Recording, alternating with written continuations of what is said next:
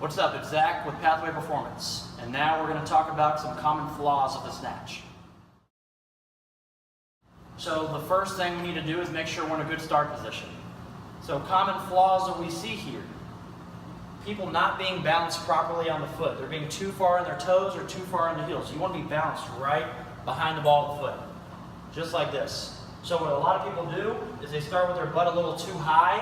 What this is going to do is it's going to take leg drive away by putting too much pressure in the back, in the lower back, okay? So you want to make sure that you're nice and tight. Another thing, right when you come off the ground, you want to make sure that your shoulders are back.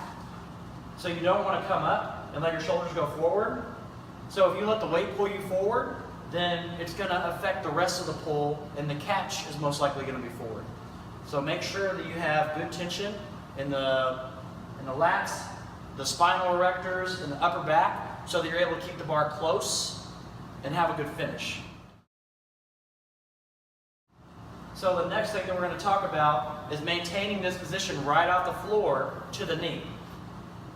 So he's tight, now he's going to come up, and he's got to make sure that he's maintaining this starting position, this tightness, at the knee.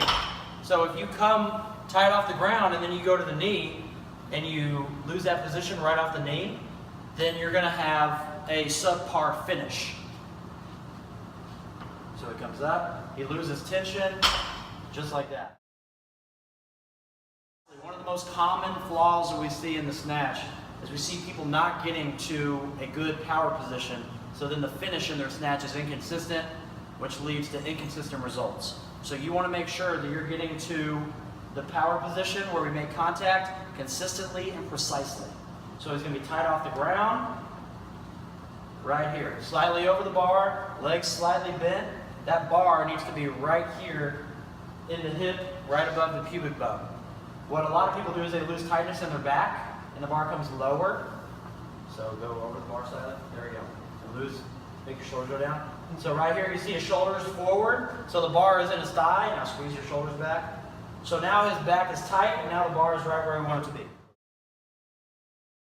So one other very common flaw that we see while doing the snatch, especially at full speeds, is people rushing into the bar. So they pick up the bar in a start position, and you see how he rushes to the bar and his heels come off the ground. You want to be more patient. So go back to the floor and show a proper pull. So he's patient, his heels stay on the ground, he's balanced in that power position, so when he goes into the finish and into the catch, he's going to have a much more solid and consistent snatch. So takeaway, don't rush into the bar. If you see your heels coming up early, you're probably rushing into the bar, and that's probably why you're missing the snatch. Another big miscue that we see in the snatch when people use too heavy a load or move too quickly is their butt shooting up off the floor. So what you want to see is you want to see the butt staying down. So Trevor, he has a nice start position. He's able to maintain a good spinal chest position. So now what you'll see is a common flaw.